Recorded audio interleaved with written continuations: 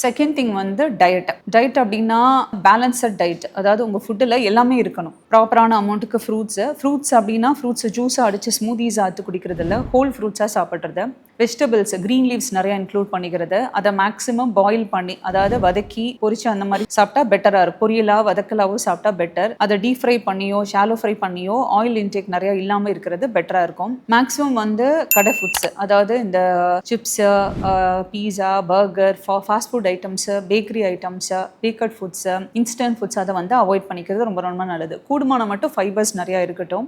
சீ foods, animal foods, மீட்டு, chicken எல்லாமே டயட்டில் வந்து இன்க்ளூட் பண்ணிக்கலாம். பட் கூடுமான வரைக்கும் இது எல்லாத்தையுமே வந்து நீங்கள் வறுத்து பொரிச்சு சாப்பிடாம இருந்தீங்கன்னா அந்தந்த டயட்டோட பெனிஃபிட் உங்களுக்கு அப்படியே ஹோலாக கிடைக்க ஆரம்பிக்கும். சுண்டல், கொண்டக்கடலை, பயிர் வகைகள் இதுவும் வந்து மிதமான அளவில் உங்களோட டயட்டில் வந்து கண்டிப்பாக நீங்கள் சேர்த்துக்கணும். தென் ப்ரோபயோட்டிக்ஸ்னு சொல்லக்கூடிய தயிர், மோர் இதுவும் டெய்லி உங்களோட டயட்டில் இருக்கணும். இது உங்களோட உடம்போட மெட்டபாலிசமையும் உங்களோட பாடியோட டெம்பரேச்சரையும் மெயின்டைன் பண்ணுறதுக்கு இதெல்லாம் ஹெல்ப் பண்ணும்.